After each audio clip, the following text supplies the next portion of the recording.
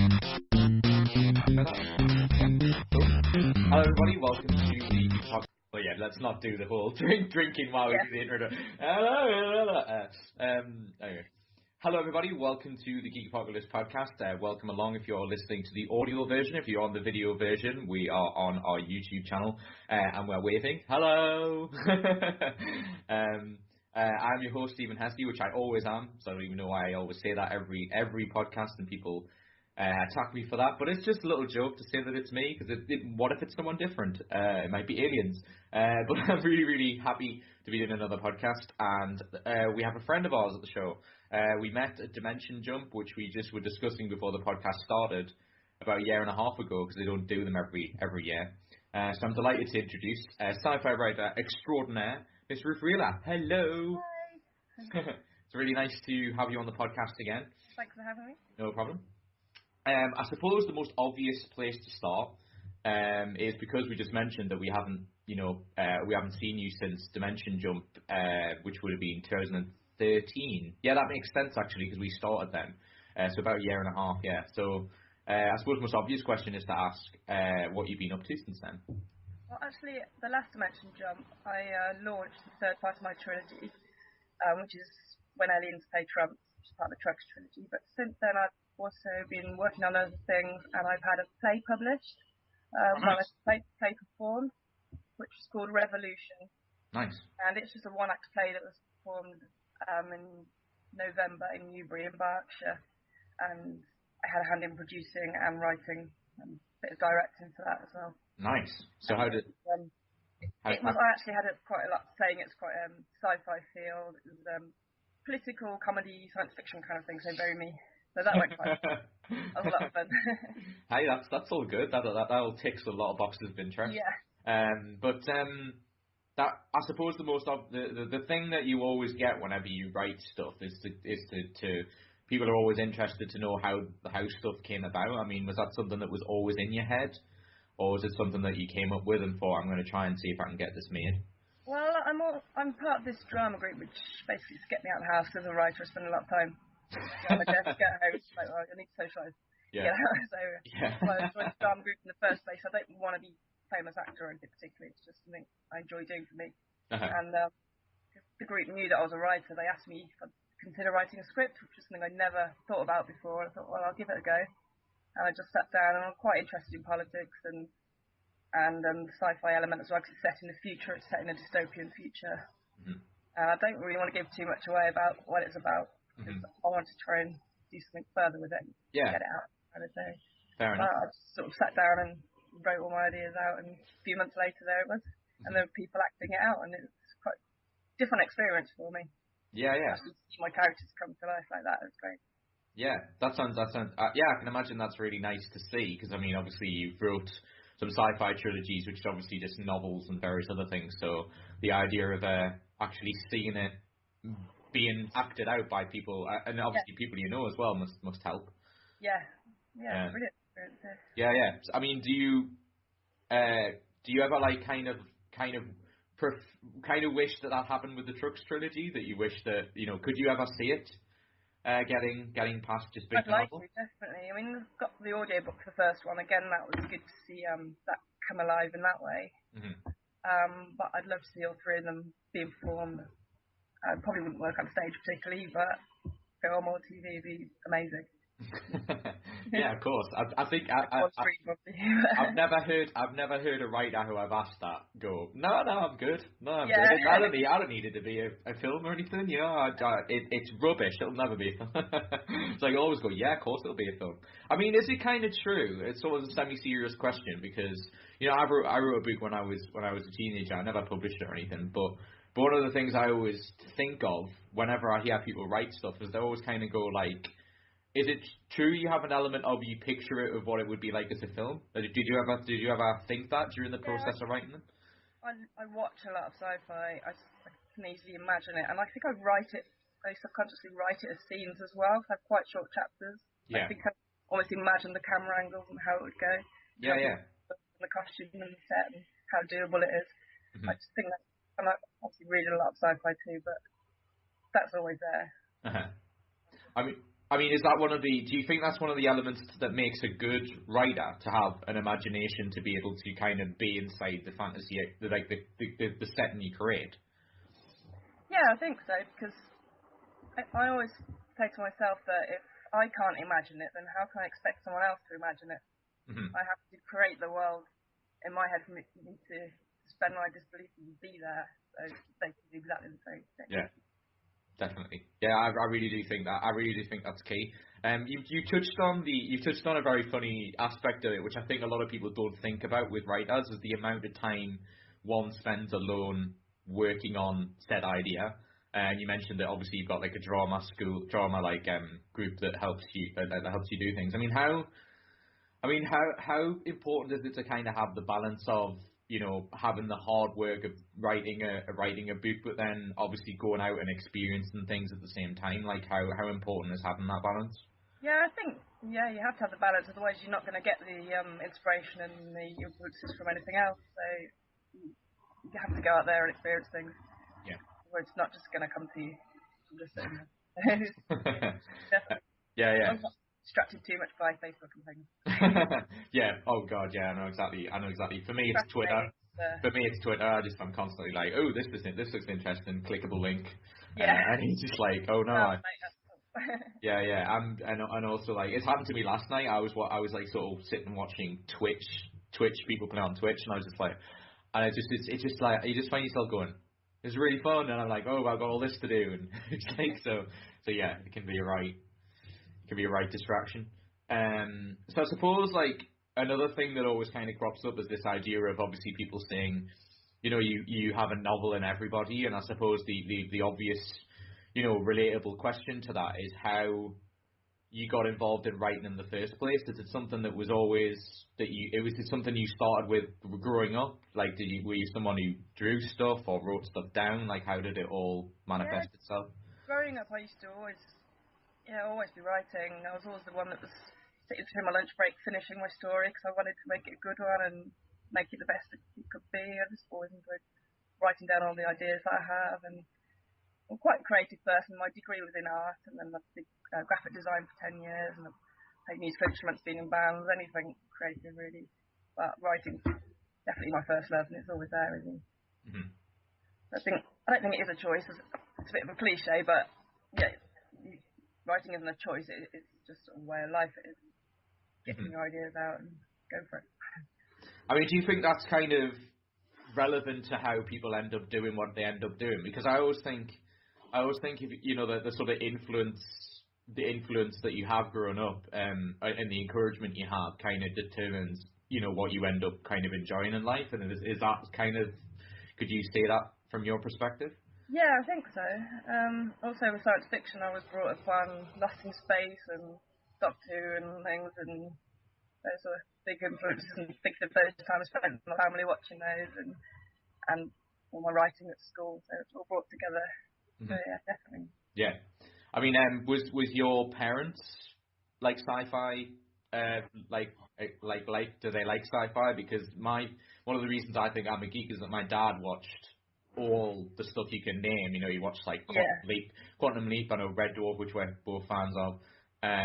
You know, all the stuff, all the Star Treks, Stargate, all that kind of stuff. Was it the same for you?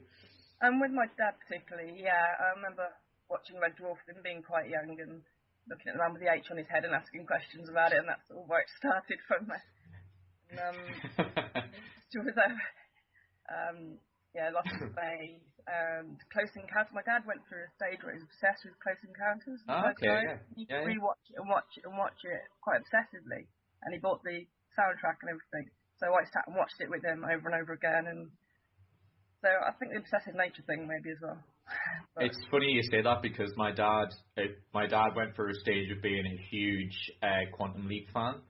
He was just a massive Quantum Leap fan, and I annoy some of my friends who like that show and just go, I was never a fan of it. But my dad used to watch it all the time, and I'd be like, oh god, this is so boring. Like, I guess because I never fully understood it growing up. I mean, because you mentioned being young. My little quick story about Red Dwarf, and I told Robert Llewellyn this at Dimension Jump, was that I would sit there at I think I was about 4 when Series 5 was out, and I would sit with my family, and I would basically ask why that guy had a funny shaped head. Yeah, that's basically what I do. Yeah, and he's just like, oh, he's just different.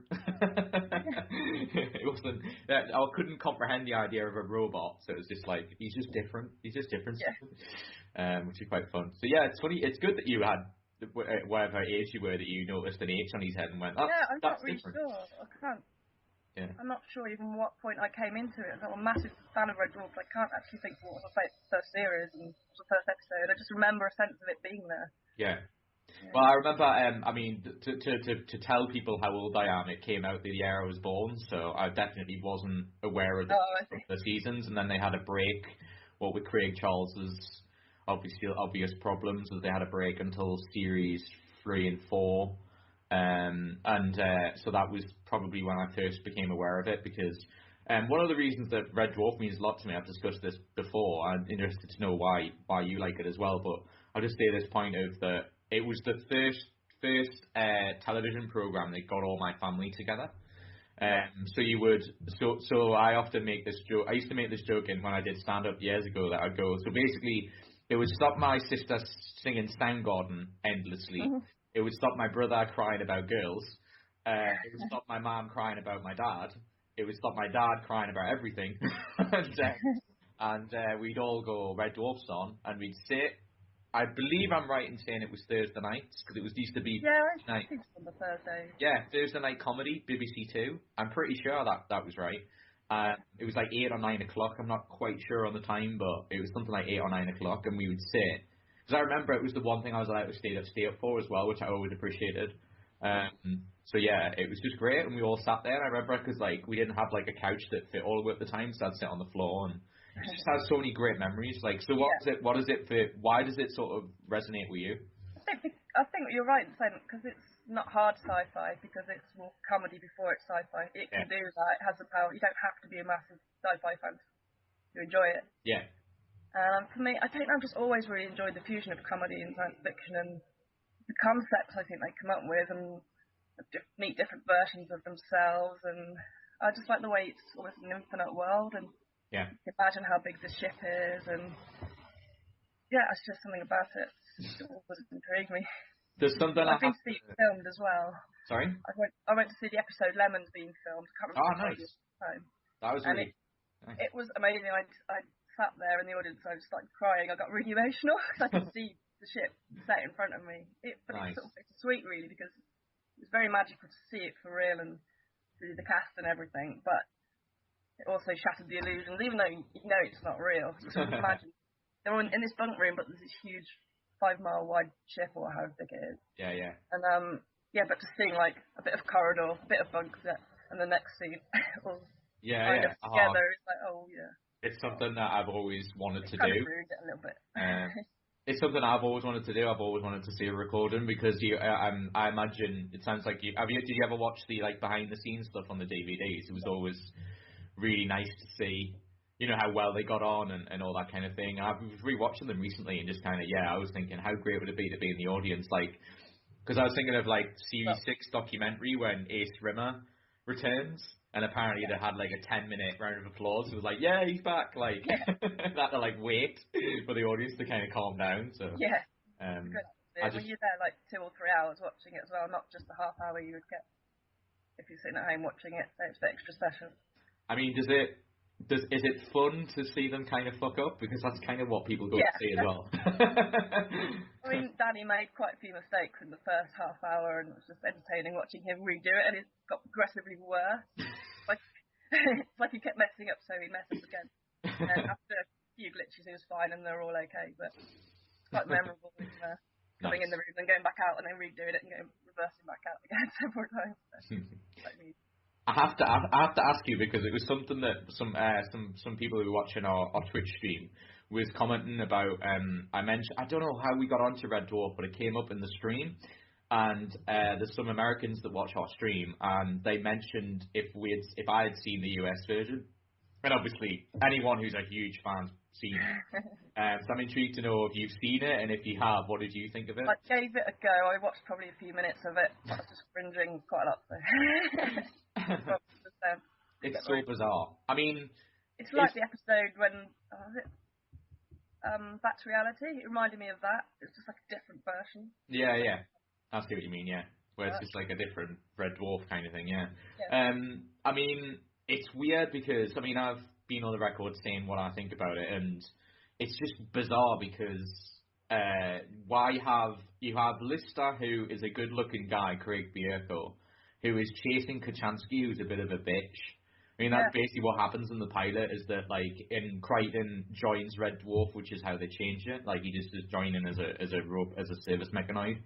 And it just doesn't make sense. And it's a really bad rehash of the pilot episode of Red Dwarf. Like, it's just got the same jokes pretty much in, and it's just with Americanized referencing. And I mean, there's some fairly good jokes in it. I mean, it's not as terrible, I think, as people think.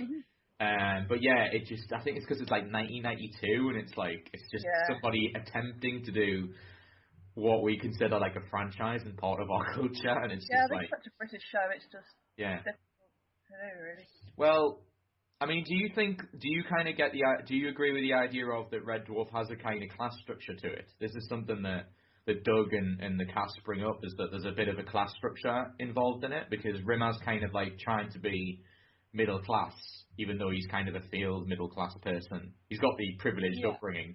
You got Lister, who's like working class, and then you got the other two who are like obviously not human at all, but kind of bottom of their totem pole, so to speak.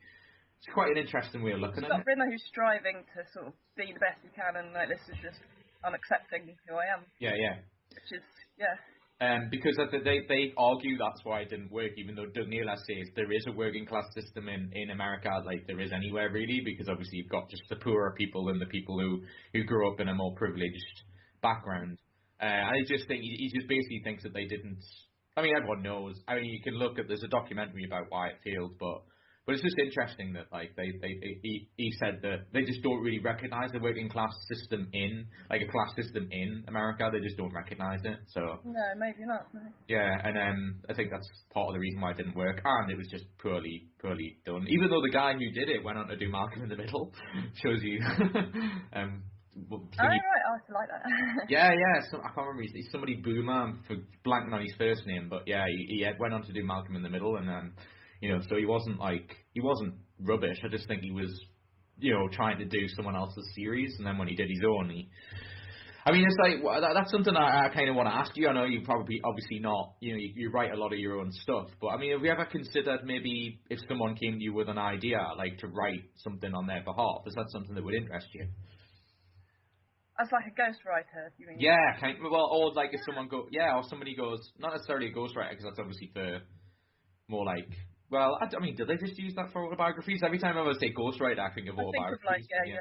I don't know, if someone comes to you with an idea of like, say, I've got this setting and I want someone to write it and they pay you to write it, I mean, would you do it? I don't know, I haven't really considered it. Possibly, or a collaboration or something. Uh-huh. But I'd probably still want to have a lot of input, my own ideas as well. Yeah, I imagine. Work otherwise. Yeah, I imagine it. Yeah, I mean, especially when considering you're doing a lot of your own stuff, you're going to want to do that, which makes a lot of sense. I mean, is that one of the reasons why writing appeals to you? Is because you have a say in what gets written, as it were? I think so. Yeah, you can literally create your own universe, and, your own characters and aspects of your own personality and various characters. So yeah, I like the escapism and getting lost in the story. I think writing in someone else's universe, and a lot of people write fan fiction, it's actually harder. I've tried that myself, and you have to have so much more knowledge about that world and about the rules of that world.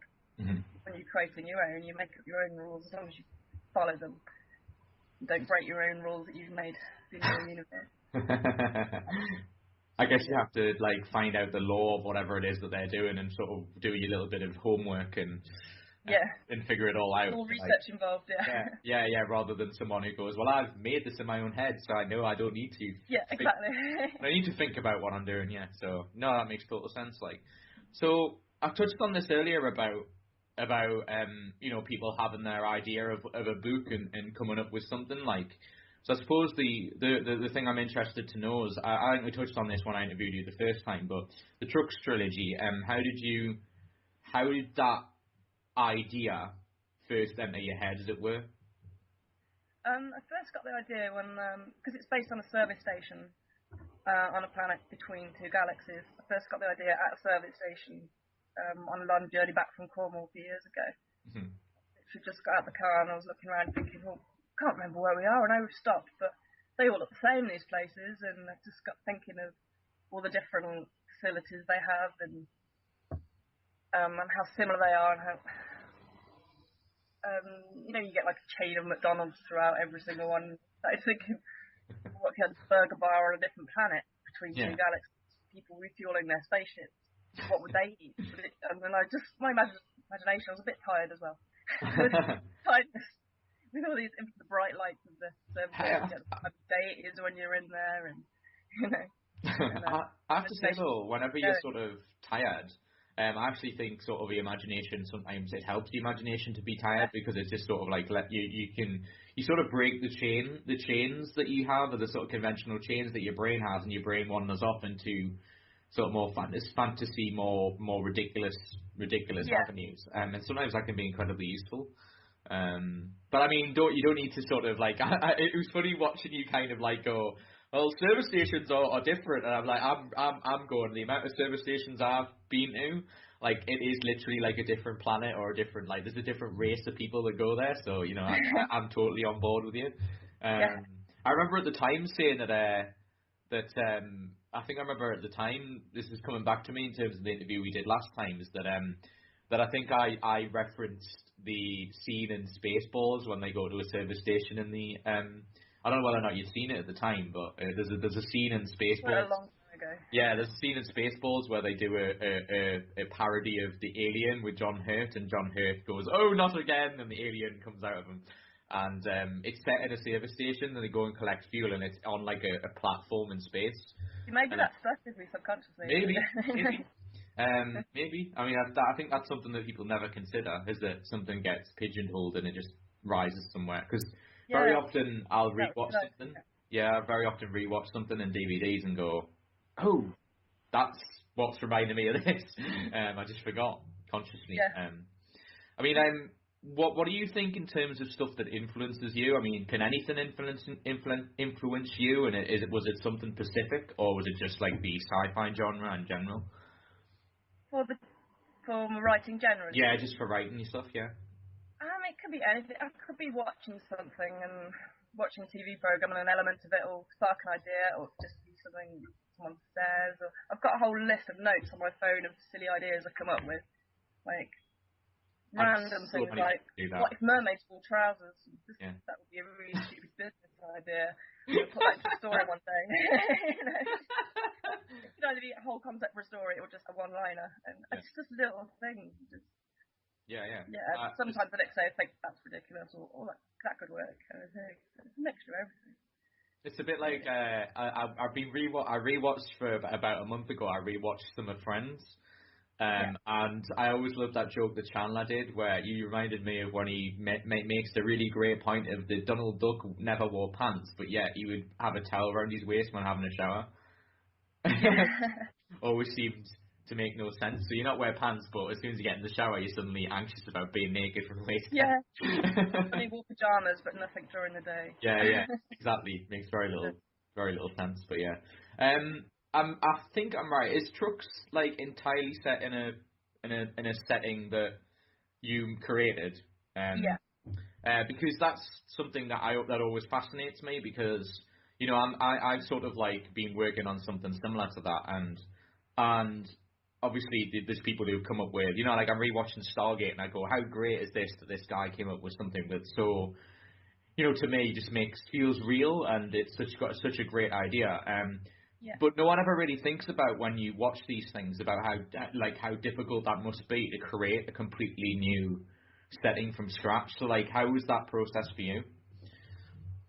It's something I really enjoy doing, and so I just sort of run away with it and just go for it. I think I actually find writing about Earth more difficult, because you have to research more, and I'm a bit lazy like that. But I spend the whole day researching, and I've got no words down, so I actually prefer just writing about a whole new world or writing about the future, which I'm doing some side project at the moment and writing about something in the future. Mm-hmm.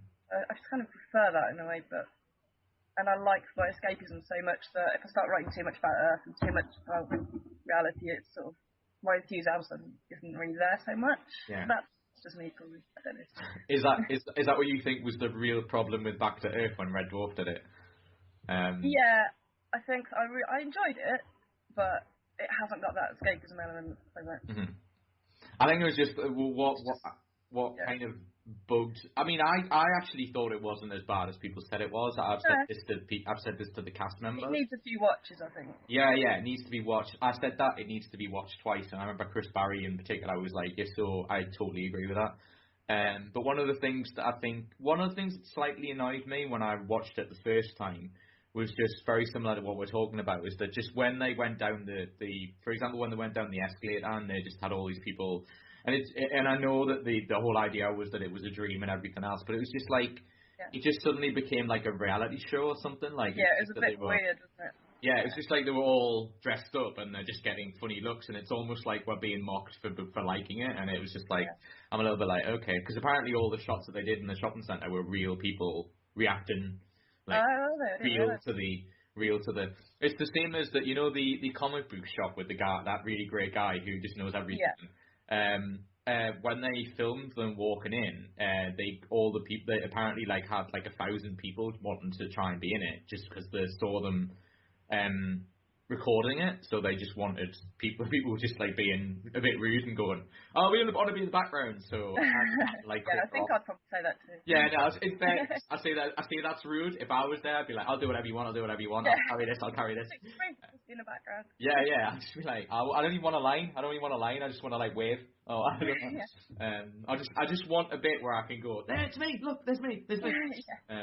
It's a bit like we spoke to Roy Tolkien, grandson to the Tolkien who wrote the books, wrote the Lord of the Rings books, and he has cameos in films, and very often it's a fan thing for them to kind of find out where he is, and apparently he's in. For those that are interested, if you want to know where he is in the Desolation of Smaug, he's in the extended edition. He plays a ranger. Just for those that want to know, such a trivia man. But yeah, it's just really fun that he gets the opportunity to do cameos in Lord of the Rings. He's done it since the beginning ones, but yeah, that's what I'd be like. Wouldn't you? I mean, yeah, of course he would. Who would turn that down? Yeah, I don't know. It's really stupid. As a really sort of semi-serious question, like who in particular, who would you say is your favourite in Red Dwarf? Favourite character? Yeah. Who do you like the most? I like Lister because he's the everyman. I think, he's just one that I've always been drawn to the most. But I think Rimmer's the funniest and has the best line. Yeah, I agree with that. I always feel bad for do you feel sort of bad for? I know like there was a couple of series where they scrapped the cat story specific episodes. Like, do you think he kind of doesn't get enough to do? I always sort of see that sometimes. It's hard to get the balance with him because in the early series he's running around being a cat and squealing, and then as it progresses it becomes a bit too serious and a bit too geeky and knowledgeable and strategic and everything. It's the balance between him being like silly character and having something to do but not too much because it takes him away from what he is. Yeah, it's a good point. I thought of that. I think maybe he needs a bit more backstory in the show itself. Yeah. No, that's a good point because I think there is some in the books, but not so much in the show. So. Yeah, I just think he can't. That's a really good point. I think he just can't.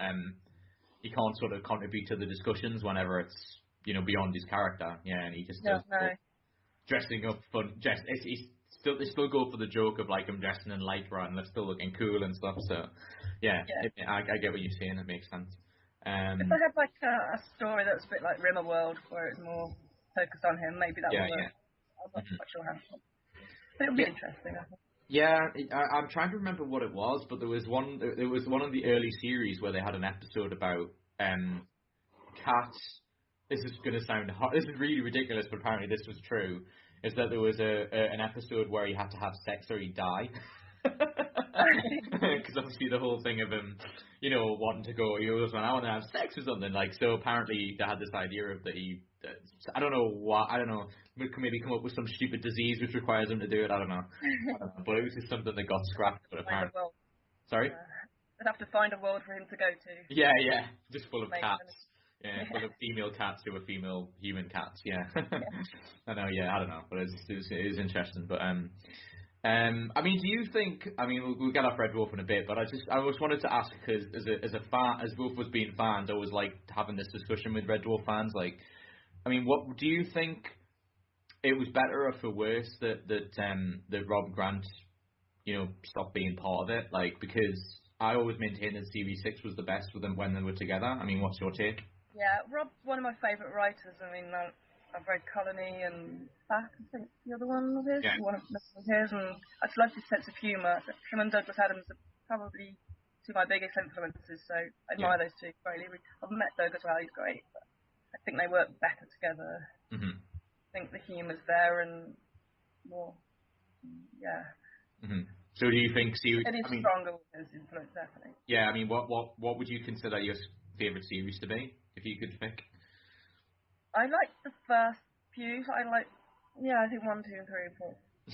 Oh, you like the graveyard submarine look? What? That's, I mean, because when they went away from that into Series 3, I mean, like, I just remember, like, you watch the documentaries and actors are like, it's not grey anymore. Yay, it's not grey. We're no longer feeling depressed all the time. But there you go. It's interesting. But so I mean, you touched on Douglas Adams. Obviously, was Hitchhiker's Guide a big influence? Yeah, massive influence. What did you like? What did you like about it in particular? I think it's the time of life I started reading it. I was ill off school for 8 weeks with glandular fever. I was on painkillers and I was in a strange world, and I started getting into this world of Douglas Adams. I was like, this is amazing. And I just got hooked with it really, and that kind of humour and that kind of writing. Yeah. And just fell in love with all the characters and the way that his structure was different to perhaps the structure that other writers would use. Yeah. And he sort of went the way he wanted to go and not followed a predictable pattern. Mm-hmm. And I think that's really something. Yeah, I was going to say, I think you can definitely say he's unique. I think that's one of the things I really like about him. Is it his writing style is very. You can just tell it's Douglas Adams whenever you read something of his. Like that's one of the things that I really like about him. I mean, is it a case of the? I mean, a lot of the times, whenever I talk to people who create something, whether it be a board game, a video game, or whatever, they very often take what they like about things and sort of mesh them together. They create their thing that they like for themselves. Yeah. I mean, could you say that in relation to your Truxxe trilogies? I wanted to write something that I would enjoy reading myself. Yeah. And I like reading Douglas Adams, Rob Grant, and I like watching certain kinds of TV shows, and it all comes together because it's something I want to enjoy writing and enjoy reading, and hopefully people who read the same stuff as me would also enjoy. Mm-hmm. That's sort of how it comes in, really. Yeah, I mean, I always find it interesting that people really don't want to be like to admit that they're influenced by things. You always find that odd that people go, oh yeah, like they're always sort of like, oh, did this influence you? And you're like, what are you trying to say? Am I copying things? It's like, no, we're just asking. I think it's human nature that things influence. You know, everyone influences each other, and I think that's a good thing. Right? Yeah. There's no such thing as a totally original idea. It's always going to be derivative of something else. Yeah, exactly. That's why I always feel skeptical when people go, it's a totally original idea, and I go, no, it's sort of an original idea. Like, it's usually when everyone says it's an original idea, what they end up what I think they actually mean is that it's a different approach to something that's already been done. That's really what it is. So it's just interesting because the last podcast we did, we talked about they said it was an original fantasy role-playing game, and I was like, it sounded really interesting, but I didn't actually mention this to him at the podcast, but I went, that sounds like a game I've actually played. Like, there's a game called basically it was like you were in what was kind of fun about it was you, instead of actually going on adventures with a tabletop role-playing type thing, you actually bullshitted to pretend you were an adventurer, and there's like the mechanics were how good you were at storytelling, which I thought was quite an interesting way of looking at it. But then I went, this game's similar to that. Like, I was thinking that as you were saying this, I'm going, there's a game called Goblin Quest where you're a bunch of goblins and basically you just make it up as you go along, and the table decides whether what you're saying is worth pursuing. It's kind of the same premise. So yeah, it's just didn't want to like crush these streams really, but that's quite interesting.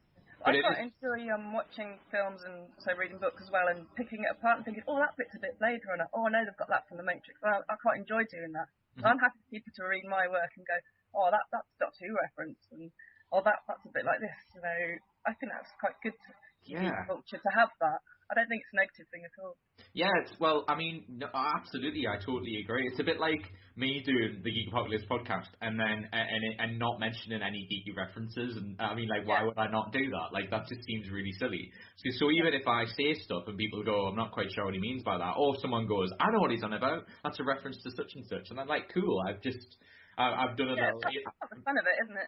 Yeah, I've just done the in joke. I've just given in joke to somebody and given homage to something. You know, because it's a bit like, you know, we just spent the time talking a little bit about Red Dwarf, and yet Back to Earth clearly signified that Blade Runner was a huge influence in Red Dwarf. And I think for anyone that does any sci-fi, I think any of them sort of stuff in like the alien films and all this kind of stuff, you can't not know about them. So they must influence you in some way. It just seems silly to me for have someone to go. It's a bit like me being in the podcast media and not being influenced by people who do podcasts. Like, I know for a fact that I'm influenced by them. Like, you know, and that's what I meant. That's why I sort of asked the question about taking the best of different podcasts and making it your own. And I think that's kind of what I try to do. That's the media that you're in, so it's natural. Yeah, because it would be silly not to want to learn more about what you're doing. Like, that's how you learn. You know, I think if you just went at stuff blind and not really knew how the process works, it would be incredibly difficult to even know where to start. But yeah, it's just an interesting way of looking at it. But yeah, I mean, do you think like what was it like for you? You know, academically, did you go and do like writing degree or like go to college and stuff like that? Or was it just something you started, you know, in your spare time? I did my A levels in English. But I was torn between English and art, and I went with art in the end. I did a BTEC in design and a degree in fine art. Nice. And I'm still glad I've got it and everything, because you know, all the work, the process of all the work opened my mind to a lot of things. And I enjoyed the degree itself, but writing's my first love, really. I haven't been on the creative writing courses or anything like that. I kind of think maybe I should have at some point, but I think I've learnt so much from reading and just doing it, just getting on with it, that probably at the same place I would be anyway. I asked that without kind of like having the thing of how dare you do something without, like, I really don't mean that. It's just I know. The kind of the reason that I asked that is because of what you just said, because you write very well, and it's just like, and one of the things that annoys me is this idea of we've touched on, this comes up a lot in the podcast. It's interesting that people who have been successful in doing what they want to do, you know, are, no matter like what level it is, they're doing something they love and are making a living out of it. It always annoys me that people are like, whenever I ask this question of, you know, people often go, well, I want to go and get this degree, so that'll guarantee me something after I leave, and it doesn't work like that. I mean, we talked to, it's going to be released really soon, Laura Hutton from Ubisoft. She works at Reflection Studios in Newcastle, one of the biggest Ubisoft studios, and we talked to her about the video game industry, and she was like, and I went, so would you recommend people going to university and learning? And I went, yeah, you obviously got to learn all the software stuff, but she said, like, never have this, you know, she said she worked with people on that course who basically went, oh, I've got my ticket out of here because I'm on this course and I'm going to end up, and it's like, no, it still comes down to, you know, two major things. It's like, obviously you've got to have the put in the time to get good at it, no matter what it is, whether it's doing the course or doing it spare timey. And the second thing is being passionate about it, because you're going to have to keep doing it for a long period of time. So just thinking it's going to like happen overnight, you know, how many it's like I always say about people who want to be YouTube sensations, like how often does that happen? You know, how many Justin there's Biebers so in much the world? competition with things like that. Yeah, how many Justin Biebers are in the world? Like one. You know, but he's the exception. He's the exception. Exactly. Yeah, people want to be him all the time. Like, and with going, we'll just upload stuff on YouTube. And as you say, apparently it's something like 100. I think I was reading last time. I don't know whether it was like something like 100 million videos are uploaded to that site like a month or something. It's just like it's crazy. So imagine being the thing that everyone wants to see is very difficult to achieve, really. It's like with writing, not everyone can be. There is only one J.K. Rowling, so yeah, I sort of roll my eyes in a way when people say, "Oh, you know, J.K. Rowling's done it." Yeah, but she's one, and there's like millions of, lots of writers that. This is always something. But to make that much, be that successful is such a rarity. Yeah. Writing, I was just going to say that's a really good point. It's a really good thing to bring up because that always leads to me to ask this question of, this comes up as well in terms of like, there's some people who have been on the podcast who have got like, fairly big and even more successful than they were. And I always like asking this kind of perspective of, because I asked these guys this as well and consider friends of the show. And I asked them like this question of, this idea of being as popular as J.K. Rowling, like, or J.K. Rowling, however you say it, and is it something someone can handle? It's something that I often kind of go, I like the fact that like people know who I am to a small degree, and like people email me and say that they enjoy the show and stuff, and it's nice because it's kind of contained, and I can answer people back. It may take a while. Personal touch with people. I have a personal touch with people that listen to it, and it's good. I mean, obviously that's not the case for everyone that listens, but the people who do, I feel like I can, give some time back to them. Same with the streams we do, and it's like, but this idea of like having 4 million Twitter followers or whatever, or having 12 million people or whatever it is, would say 12 million people like sell my book, and all of a sudden you like got so many people to handle knowing who you are and everything. I mean, do you ever sort of think? I mean, it's clear that you do it for the love of it, but have you ever had this thought process of if that did happen, like you just, you hit the right time and you make a book and everyone likes it, and do you ever think about it? That would be amazing. That would be the dream, to be not recognised in the street necessarily, but recognised for my work and to make a really good living out of it and everything. Okay. But the downside is, I use Twitter quite a lot, but sometimes I think I should be more aware of what I say, because. And especially, if you've got millions and millions of followers, you definitely should be aware of what you say, how controversial you're being. I think it's something else to think about. I don't like to offend people at the best of times, but then you've got more responsibility, especially if you've got like younger readers as well. You've got to be responsible for what you're going to say in the public light, really. Especially with the internet the way it is now. Yeah. I mean, it's always sort of difficult to know what you're going to end up. I mean, there's people who've said stuff on the podcast and stuff, but it's like I always have this firm believer in free speech and think, it's one of these things that balance, though, isn't it? Yeah. Oh, definitely. No, I agree. I get what you're talking about, and it's just it's really sort of interesting that like. I guess what I'm saying, the thing that I always make the point of making is that when people kind of use the sort of offended as in a thing where people aren't allowed to speak their mind, and that's what I have a problem with. It's like, obviously being offensive for offensive's sake is not acceptable. But it's not acceptable, but it's acceptable in the terms of they should be allowed to say it. And the reason I say this is because, if people don't say their stupid, warped ideas, they're never going to be educated on why it's wrong. They're just going to hold it in. Yeah. They're just going to hold it in and not say why they don't like this particular thing. So I'd much rather someone said, it's a bit like, I always make this kind of half joke of, it's like marrying someone and then finding out they're a closet racist or something. It's like something you kind of would want to know beforehand. Like you're on the honeymoon or something.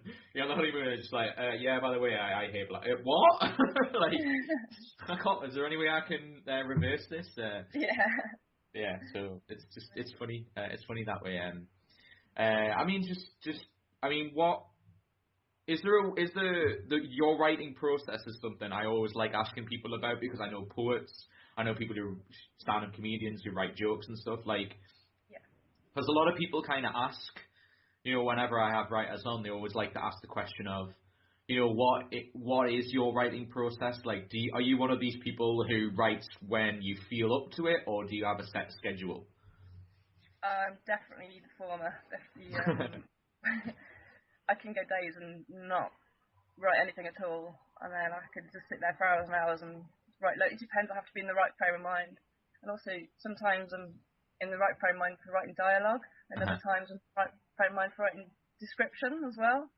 And if I'm in a particularly good mood, I can write certain scenes, chapters. So I think I definitely have to be in the right frame of mind for it. And other times I'll be sitting researching or promoting or doing things like this. So it's quite varied, really. But I don't sit there 9 to 5. I just don't think creativity works like that with me. Yeah, I was just gonna. That was what I was gonna touch on. Is like, do you ever? I mean, do you see the benefit though of some people who do that? Like, do they kind of go? Because I admire people that can do that, and people who get up early and sit and write. But I'm more of an afternoony, few hours in the afternoon or going into the evening kind of writer, really. But I think the good advantage of that is that you're aware of what kind of mind you have, because I'm definitely of that ilk as well. I think if I force myself to do something, my writings, whatever I'm working on, is awful. It's just because I'm forcing myself in a negative aspect. It also reinforces for me, it demotivates me, like in a bad way. It's not a case of like forcing myself to do something.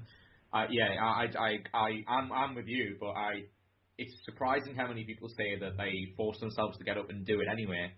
I think if I did that, I'd find myself rewriting a lot, because I've tried that myself, and I'll end up going, well, that just doesn't work, that doesn't read right. So I end up redoing it anyway, so it's a total waste of time. It just has to be there when it's there. Yeah, that's interesting. I mean, you touched on this earlier, and this is something I always like to talk about as well, because I know so many people who do this, but are you one of these people that you have to, because I do it on my iPhone. I've got a message with just draft, and I just write stuff down of everything I ever see. Are you one of these people who, whenever an idea comes, you're like, write it down quickly before I forget it? I've got a whole notes page on my phone, I've got the concept, If I'm wasting the night or whatever as well, or out having a few drinks, just, write down. Ideas, definitely. I wouldn't sit and write a chapter anywhere unless I've got my laptop with me, but... That would be kind of a bit like, you mentioned having a few drinks with your friends and you're just like, hang on a minute. Just going to do a chapter.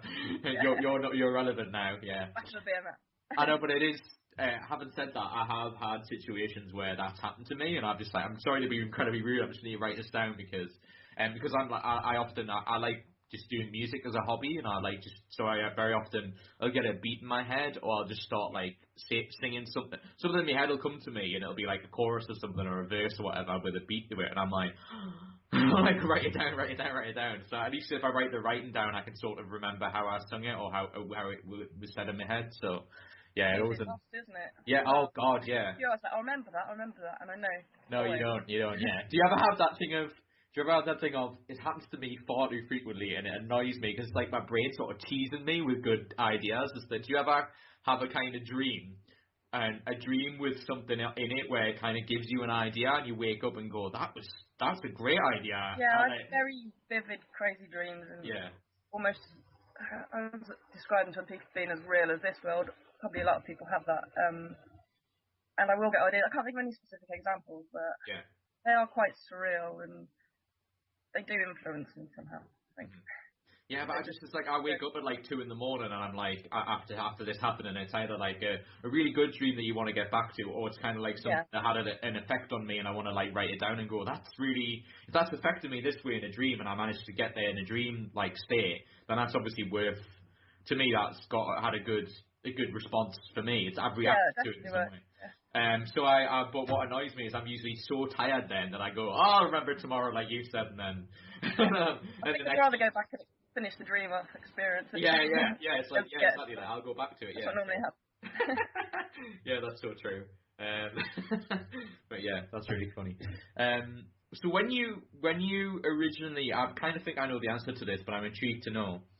Is that when you started the first book, Truxxe, did you ever consider it ever being a trilogy, or did that just happen after you wrote it? No, they're all standalone novels, really. But when I finished the first one, I just sort of missed my characters. Okay. And I thought, well, that could be continued. There's still a lot of friends that I could continue with. So I just sat back to write the next one. I thought, I can make it a trilogy. And then even now I've written the 3, and it all ends quite neatly. I think, well, there could be some side, projects I could do. It's such a big world that I can write forever with it and those characters, really. Yeah, maybe worth actually sort of saying to people, can you say in a sort of generic sense what the world is set in? I mean, can you give a brief synopsis if that's possible? Yeah, I can give it a go. It's set on the service station on the planet Truxxe, which is sort of a mysterious planet made of all different kinds of terrain, which fuel the spaceships and crafts that are coming through. Mm-hmm.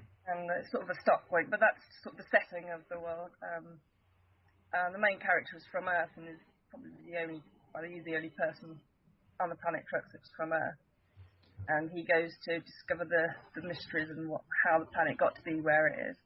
And there's also the space pirate and there's characters physically coming in from different directions, and all their stories are interwoven. Yeah.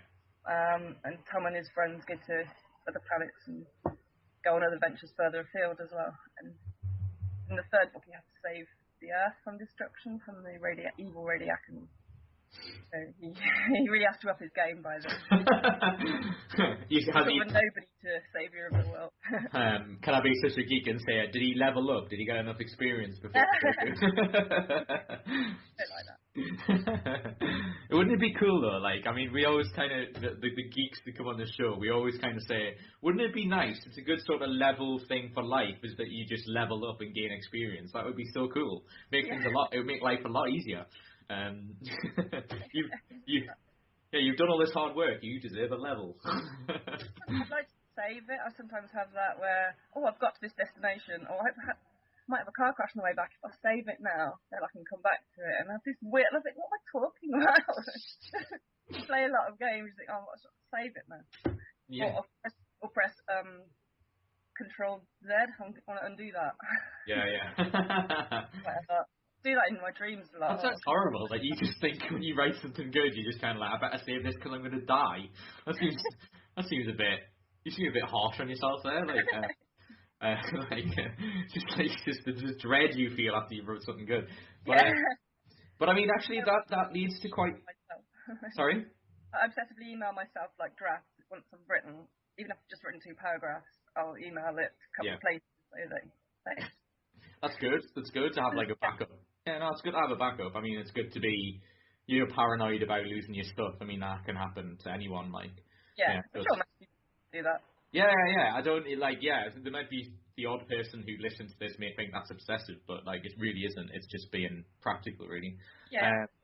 But it leads to a really interesting point. This is something, as we've been discussing, that I wanted to kind of bring up, because it's something we talked about, this idea of having passion and going to, and maybe going to academic routes to learn the basics of what it is that you want to do.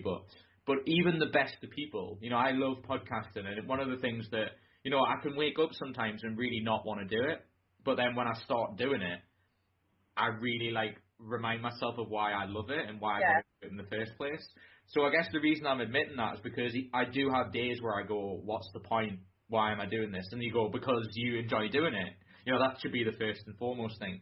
But I guess the reason I'm bringing this up is, from your perspective being a writer, because it is a very hard discipline to have, much more than podcasting is. It's a really hard discipline. Do you ever have them periods of time where you kind of go, maybe I should, maybe I'll just do something else because I'm just not, I just don't feel it. I'm not. It's hard to get in the zone, as it were, and to get into that structure. But as you said, when I do sit down and write, I think I've actually had a much more enjoyable day writing about this universe than I would have sitting there playing game on my phone. Yeah. It's and I realise why I do it, and I do because I enjoy it. And if anyone else enjoys it, that's a bonus, really. Mm-hmm. That's better. Yeah. This is something that's come up and it's kind of become a theme, because we've had quite a lot of women on the podcast recently, and this is something I always want to touch on, because it's something that it's irritated me for a bit now, because when we had Laura Hutton on for video game, obviously video game developer, she we talked about you may not know this, but there's a game called Hearthstone, which is based on World of Warcraft, and there's a girl, like a woman who plays from South Korea, which obviously got a big community of online video game players, and she's like one of the best Hearthstone players. And the reason this created a lot of controversy is because a lot of the time when you do this, because it's online and you play in tournaments, it can be anonymous who plays. Yeah. And then someone found out, like some media outlet found out that it was a girl playing in South Korea, and she got tons of abuse because people, these idiotic guys who are like sort of feel inferior decided to basically go, oh, well, she's a girl and beating me. That must mean a guy must be playing for her. I can't believe that a girl could be this good at video games. And I'm like, I thought we got past this. It just really annoys me. And the reason I'm kind of like transcending this to every time I have, women on the podcast, because it feels annoying that I have to bring this up, but when you hear stuff like that, it's like, how do you feel from a woman's perspective, writing, being part of the writing industry, writing sci-fi? I mean, do you feel that, I guess women should be more recognized and represented in your Yeah, particular definitely. field? It would be good. I mean, you don't hear of that many successful female science fiction writers, perhaps more crime writers and chick lit and all the rest of it. But I often wonder how it would be if instead of having Ruth Wheeler on the front of my book, if it just had R. Wheeler, or a man's name, if it would make any difference whatsoever. There's no real way of knowing that, but it's just something I sometimes think about. But generally, I don't think about it too much, because there's not a lot I can do about it, and it's I just think like people it's sort of their problem. They've got a problem with it. I don't know why I find that funny, but this idea of you're so like upset with the way people are like of your gender, you spend thousands of pounds to change your gender just to please people. But then you'd probably get the thing of, oh, you're a guy, you can't really win, really. I mean, so it sounds like it's a good, I'm pleased to hear that. So it sounds like you're not really. So you don't get any issues with people going, but you're a girl writing a book, how dare you, or anything like that? I only get admiration, and respect, which is to my face anyway. But it's just going back to art school. I remember quite a lot of females doing the course, and it always come up in lectures. Oh, well, if you're a female doing art, then you must be doing feminist art. And I'm like, what? I'm doing pictures of people and all sorts of things and aliens. It's not feminist art, so it always sort of jarred with me, really. I'm not writing feminist fiction. I'm writing about characters in space. What do you think this issue is? Because clearly, one of the things that my podcast is very open. You can talk about whatever you want. It's very rare that I'm not interested in whatever people want to talk about. And obviously, being a writer, especially when you create your own, your own setting. The imagination and the boundaries are what you create, but why do you think people like that pigeonhole people, and want to put people into this particular box? Why do you think people do that? I just think they don't understand, maybe. It's just lack of understanding and ignorance, maybe. Mm-hmm. Just make it easier, really, do you think? Yeah, maybe. It's just laziness, perhaps. Yeah. They'd rather put someone in a box and kind of get to know them and kind of understand it, because understanding it takes a lot longer than going, I'm going to put these over here and then I understand it now and I can focus on something else. But very often what they focus on is just, I find, not enjoyable or not relevant. It just seems very, very silly to me. I find a lot of people spending their time focused on very trivial things rather than things that actually matter to them. Exactly, yeah. And maybe that's the element of it. Maybe going back to that Hearthstone story, maybe it's, they're not good at the game. Just because they feel bad and they feel... Yeah. It's amazing how many people want to make other people feel bad so then they feel better. That seems to be a common... Playground stuff. Exactly, playground stuff, exactly. That's a very good point. So you said you've been working on your play. Which sounds very fun. I mean, you've touched on that you're writing something else as well. Obviously, you don't have to go. You go into it as much as you want, but I suppose, what are you currently up to right now, as it were? Okay, I've made a few notes actually, so I might read from that. it a bit easier. Okay, cool. There we go, yeah. Part 1. I just did a little cut thing. Take 1. Okay, so there's a few notes I've made about what I'm working on at the moment. It's Cool. very raw at the moment. Yeah. Go for it. Just over halfway through. Basically, it's about Felicia Beacon and Tabitha Turner. Okay. It's about, name the story, it's about two characters who unwittingly find that they have swapped places and are inhabiting one another's bodies and lives. Mm-hmm. They've lived very different lives and live in very different places. Tabitha Turner is quiet, shy, and lives in Birmingham in 2014, where she's stuck in an office job that she hates. Felicia Beacon, it's named obviously after the traffic light things. I also sound like someone's name, so I wanted to write a book. She's a famous radio broadcaster in the year 2414 on the prestigious Mobius strip, which orbits the planet Hafen 4. Following the Earth's destruction, Project Borrowed Time meant that the human race had to leave and settle on Hafen 4. When an unauthorized experiment switches the places of the two young women, they have to find out what has happened and try and find their way home. On their way, they learn a lot about themselves and each other and how others see them. Nice. That's kind of my current blurb, as it were. Nice. So how far into that are you? Or you just started it, or how far? I'm about 60,000 words in, which is actually as long as Wow. the Truxxe each, but Yeah, I can tell this is going to be a much longer book.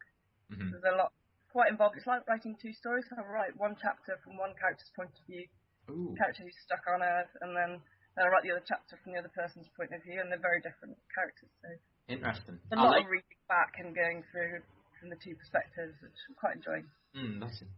I like stuff like that. There was a guy with Gunnar Roxton was a sci-fi writer who's been on our podcast. He sent me some of his books, and I read a lot of them, and they're really, really good.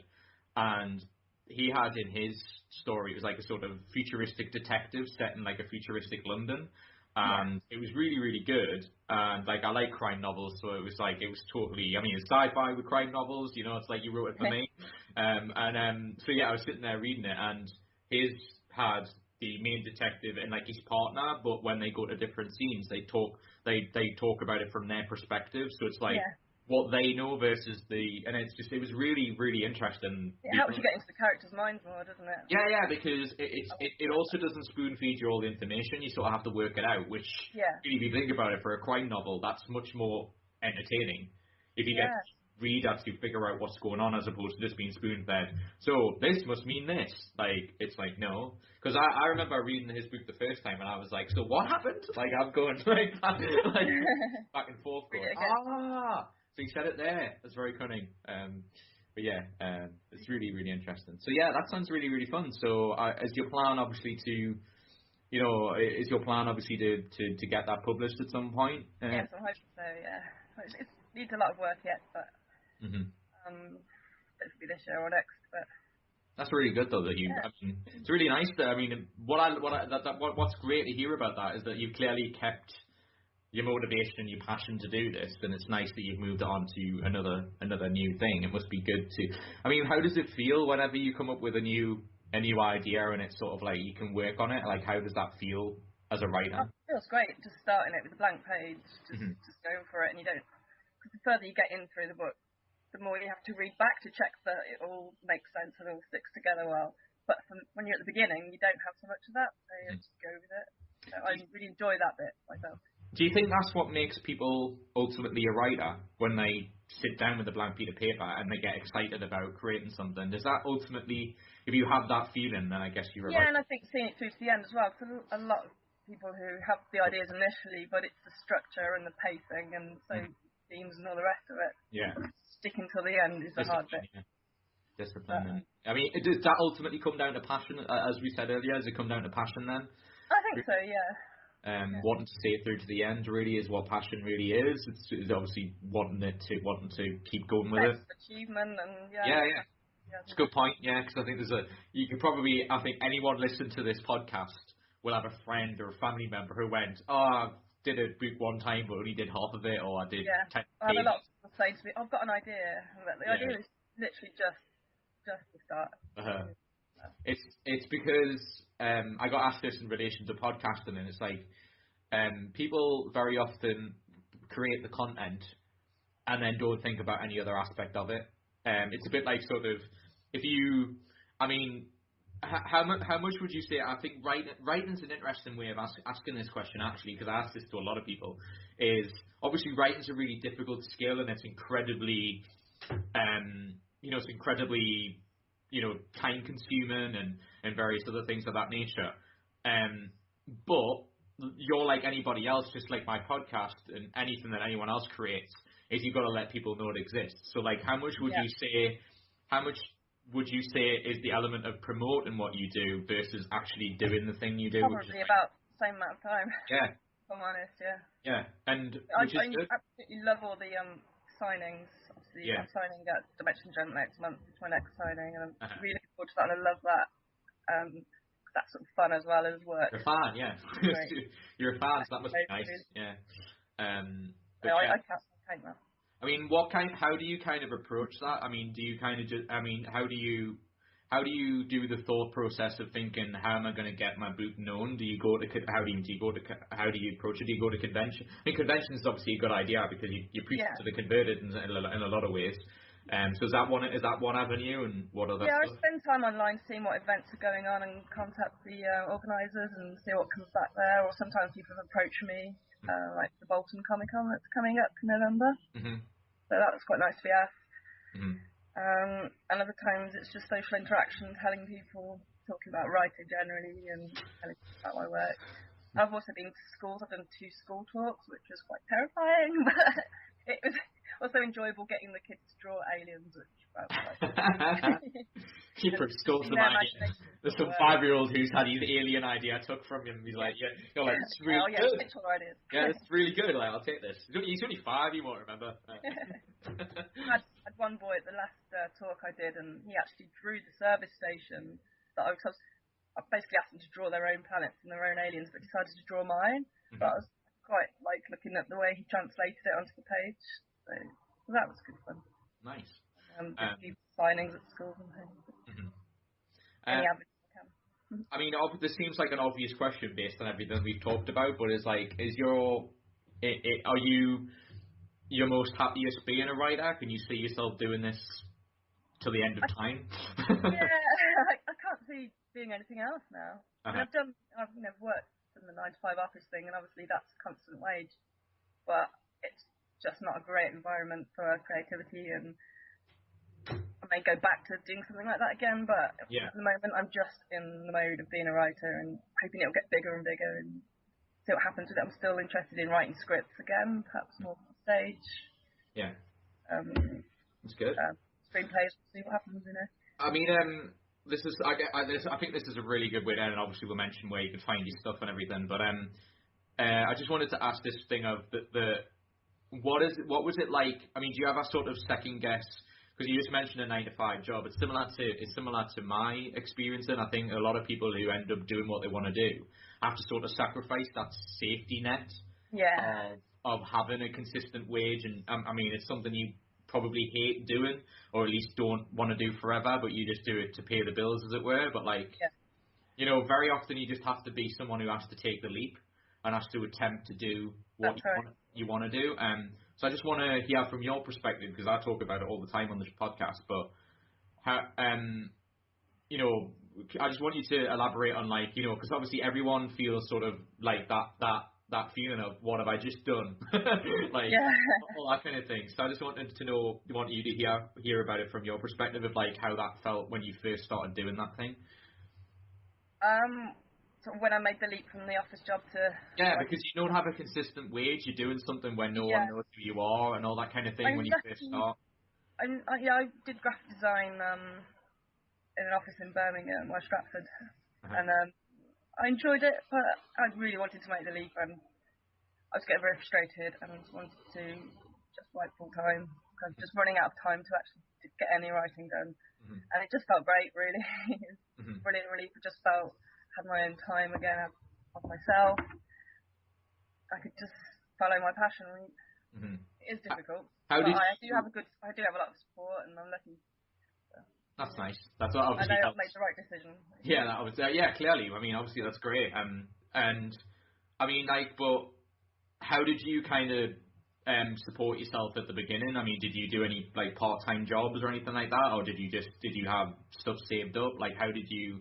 Yeah, I had some savings, and I'm always willing to do part-time work to support myself as and when, really. Yeah. I've got the experience of the office work, so yeah, and always mix and match it. Yeah, I think that's the I thing. know it's not easy. Yeah, but I think the reason that's good that you said that is because I think people don't realise that like you can have a job that's a means to an end. You know, like obviously you can't go in and say to people, I'm just doing this for the money, but if you go and do it with the idea of that you're subletting what you really want to do, that's a much more, at least you go in with that mindset of going, I'm doing this because I'm supporting something I really want to do, and that having that is much more of a greater feeling than, as you're saying, like, especially if you're doing a full-time job, which is like maybe at least 30 hours, maybe 40 hours a week, and that seeping into something you want to do for the rest of your life and wanting to promote yourself doing that, that's a lot of hours. Yeah, it is. You know, and I mean, can you imagine like if I had the ability to take 40 hours a week away from you to write, like that must be it should be a chunk of what you need to not even just to write, but to be in the process of wanting to write and figuring out what you're going to do and everything. Yeah, just have no time. Yeah, it's frightening, and I think that's what people are most scared of. Is that I think I would make this point of you can always work, you can always get money. Opportunity is limiting if you don't take the time to search for it. So it's good to hear people like yourself who've done that, just to know from the perspective of that it is scary and it is hard when you first start. But I always make this thing of the first leap you take, that's the hardest leap you're ever going to take.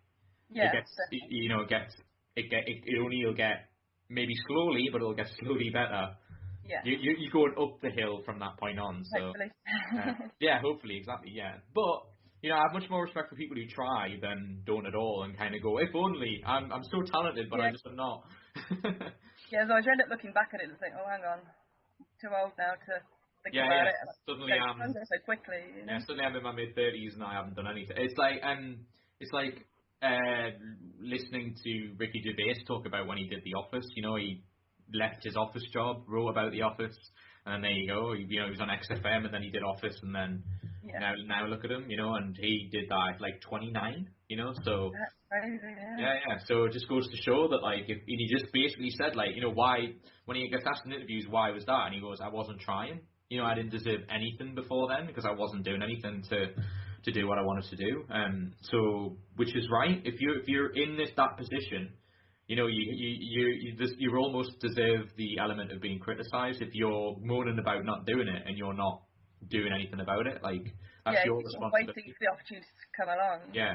Oh, that happens. Oh, I know so many people like that. Right place at the right time. There is an element of that, but you can't just do it by waiting around.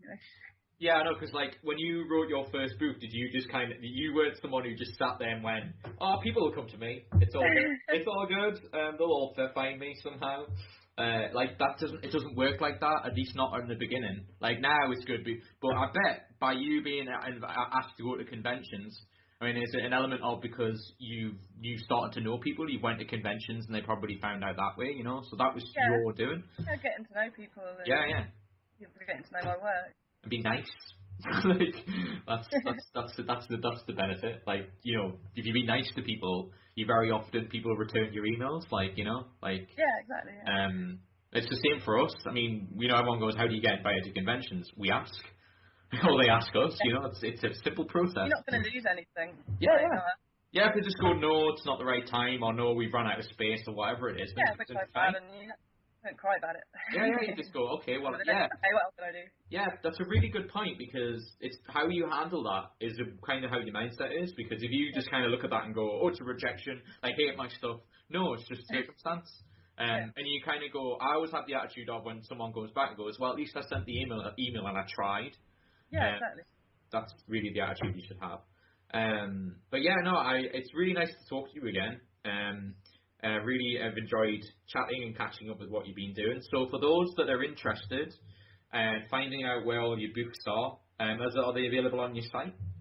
Yeah, I've written it down. I know not everybody will be looking at That's video. fine. No, Truxxe.com. It's on the Truxxe. Yeah, cool. Oh, and you drew a little smiley, like a little face, man. Nice. Yeah, so you can find the books directly from Truxxe.com and the audio book as well. Nice. Yeah. Oh, nice. Cool. How did you go about, getting that's something that also comes up as well. Once you get a book, how do you end up getting into the process of getting it to print? I originally had a publisher, so I went through a small publishing group. Okay. But the company folded. But the third book, I basically still wanted to produce, so I did it myself, just self-published.